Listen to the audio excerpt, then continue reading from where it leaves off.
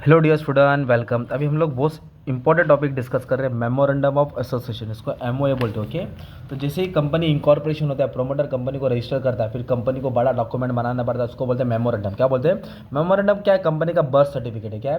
Company का charter है। Charter बोलते हैं कानून है। ये नहीं तो कंपनी नहीं, ये नहीं तो इसमें 6 चीज़ का जिक्र होता है। कितना चीज़ का? 6। तो पहले शॉर्ट में पढ़ते हैं, फिर डिटेल में आते हैं। 6 चीज़ बोले तो उसमें सबसे पहले रहेगा नेम क्लॉज, कंपनी का नाम। रजिस्टर ऑफिस मतलब कंपनी का एड्रेस। ऑब्जेक्ट, कंपनी क्यों बनाई है। कैपिटल मतलब कैसे कंपनी का कैपिटल स्ट्रक्चर रहेगा, पैसा। लायबिलिटी, कितना कंपनी कर्जा ले सकती है। एसोसिएशन मतलब कौन कौन से मेंबर लोग ने उसको ज्वाइन किया है। ये 6 चीज़ का जिक्र रहता है। और मेमोरेंडम को प्राइमरी डॉक्यूमेंट बोलते हैं, मेन डॉक्यूमेंट बोलते हैं। ये बर्थ सर्टिफिकेट होता है कंपनी का। इसमें कंपनी का एम, ऑब्जेक्टिव्स ऑफ कंपनी सब लिखा रहता है। कंपनी का रिलेशनशिप बताता है, कंपनी के अंदर का, कंपनी के बाहर का। ये 6 चीज़ का जिक्र अभी डिटेल में पढ़ेंगे आज हम।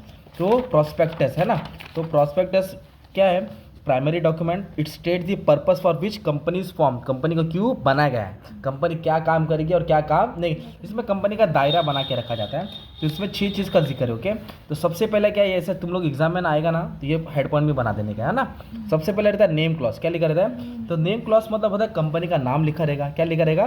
तो कंपनी का नाम किसी नाम से मैच नहीं होना चाहिए। अभी तुम लोग फेसबुक आईडी बनाओ, यूट्यूब आईडी बनाओ, तो जो आईडी तुम लोग डालते हैं किसी से मैच होता है तो यूट्यूब बोलता है ना दूसरा डाल, बड़ा कर, छोटा कर। वैसे कंपनी का नाम भी किसी से सेम नहीं होना चाहिए। Company should not contain any word which constitute offence, किसी को नुकसान नहीं पहुंचाना, किसी को ऑफेंड नहीं करना।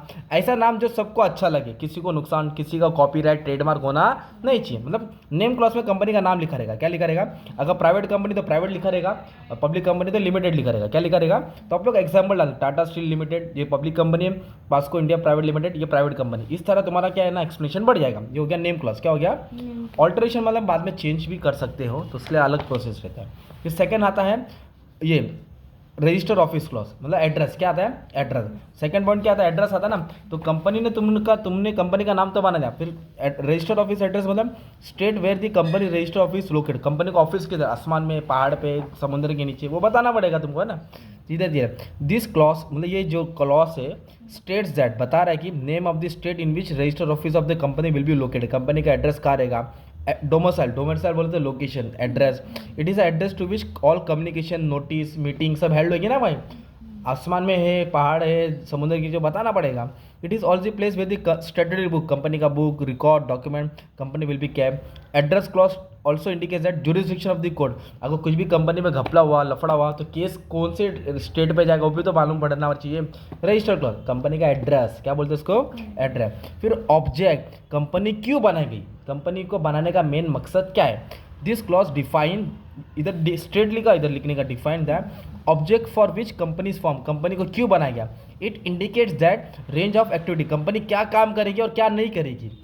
This clause state in detail main objects, जैसे कि कंपनी जीन्स बना रही तो जीन्स ही बनाएगी, मोबाइल नहीं बना सकती, क्योंकि कंपनी ऑब्जेक्ट क्या है ना, क्यों कंपनी इनकॉर्पोरेट हो गई है। ओके, क्या क्या कंपनी काम करेगी वो सब लिखा रहता है। तो object of company must be legal, must be legal मतलब इनलीगल नहीं होना चाहिए। क्या नहीं होना चाहिए? इमोरल, गलत नहीं होना चाहिए, है ना, पब्लिक के खिलाफ नहीं होना चाहिए, है ना।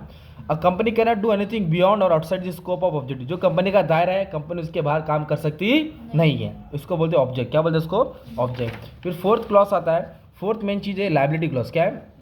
कंपनी किससे और कितना कर्जा ले सकती है, कंपनी की लायबिलिटी कितनी हो सकती है, मतलब कंपनी कितना बोझ उठा सकता है।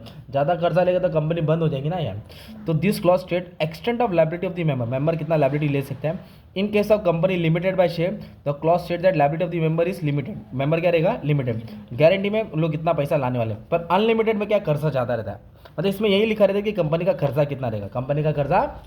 फिर मेन आता है कैपिटल कॉस्ट, कंपनी का कैपिटल स्ट्रक्चर कितना रहेगा, खुद का पैसा कितना रहेगा, कर्जा कितना रहेगा, खुद का पैसे में ऑथोराइज कितना रहेगा, इशू कितना करेंगे, अन इशू कितना करेंगे, नॉमिनल कैपिटल कितना, ये सब चीज़ का डिस्कशन होता है।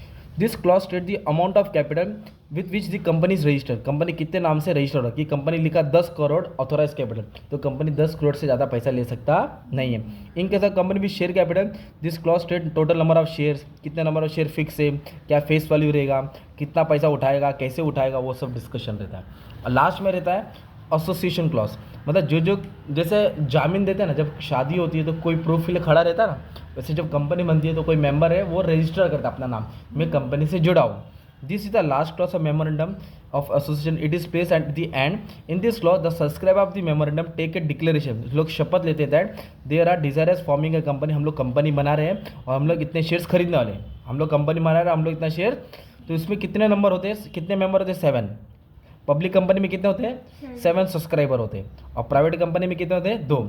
Every subscriber has to put his name, जो एक लाइसेंस रहेगा, मेमोरेंडम एक लाइसेंस रहता है जिसमें लास्ट वाली क्लॉज में जो 7 लोग सब्सक्राइब किए उनका नाम मेंशन रहता है, उनका नाम क्या रहता है, तो उसको बोलते हैं मेमोरेंडम। क्या बोलते हैं उसको, मेमोरेंडम ऑफ एसोसिएशन। एकदम शॉर्ट में एकदम सिंपल समझा दिया। ये कंपनी का मेन डॉक्यूमेंट होता है, क्या होता है।